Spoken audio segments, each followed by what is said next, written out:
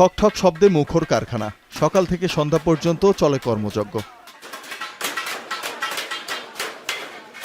নওগাঁ সদর উপজেলার বাচারী গ্রামে ৩ দশক আগে স্টিল শিটের গৃহস্থালী পণ্য ও আসবাবপত্র তৈরি শুরু হয়।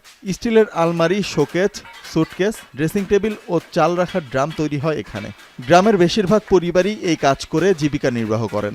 স্থানীয় চাহিদা মিটিয়ে এসব পণ্য যায় বগুড়া, নাটোর, চাঁপাইনবাবগঞ্জ সহ বেশ কয়েকটি জেলায়।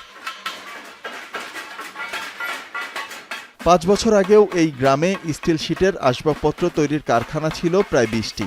কিন্তু শিটের দাম বাড়ায় অধিকাংশ কারখানা বন্ধ হয়ে গেছে।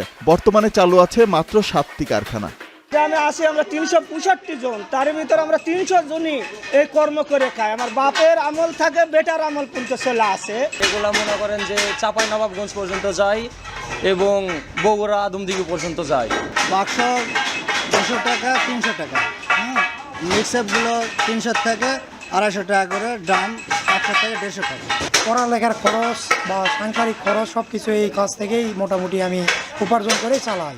চায়না যে শীটটা কোরিয়ান, সেই শীটটার দাম ছিল হলো 140 টাকা কেজি। সেটা এখন হলো দাম বেড়ে হয়ে গেছে 185-90 টাকা কেজি। বেসরকারি সংস্থা থেকে টাকা ঋণ লেগে এই ঋণ সুদের হার বেশি হওয়াতে অনেক কারখানা বন্ধ হয়ে যায়। চাহিদা থাকলেও স্টিল শিটের দাম বাড়ায় ব্যাহত হচ্ছে উৎপাদন। এই শিল্পকে টিকিয়ে রাখতে স্থানীয় ব্যবসায়ীরা চান সরকারি পৃষ্ঠপোষকতা।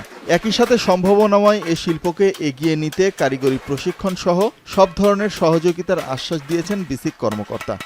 শীতের দাম আগে ছিল 60 থেকে 70-80 টাকা কেজি। সেই শীত এখন বাড়তে বাড়তে 170-80 টাকা কেজি লাগে গেছে। এই জন্য আমরা পরিবেশন এখন করতে পারছি না। সরকার যদি আমাদের উপর লক্ষ্য দেয় তাহলে আমরা কারখানাটা একটু বাড়াতে পারি। কারোর জন্য প্রয়োজন হয় যে তার আর্থিক প্রয়োজন, সেক্ষেত্রে কিন্তু আমরা একদম খুব সহজ শর্তে আমরা তাদেরকে ঋণ দিতে প্রস্তুত। এই ব্যাপারে আমাদের সার্বক্ষণিক সহযোগিতা আছে, এমনকি আমরা এই ধরনের উদ্যোক্তাকেই আমরা খুঁজি। বাচারী গ্রামে প্রতিদিন প্রায় 7 লাখ টাকার স্টিলের আসবাবপত্র উৎপাদন হয়। এখন নওগাঁ।